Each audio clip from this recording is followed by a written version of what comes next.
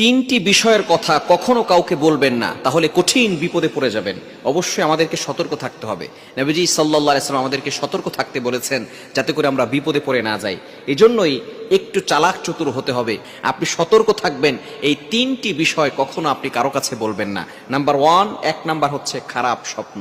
আমরা অনেক সময় রাতের বেলা ঘুমানোর পরে খারাপ স্বপ্ন দেখি, আজে বাজে স্বপ্ন দেখি।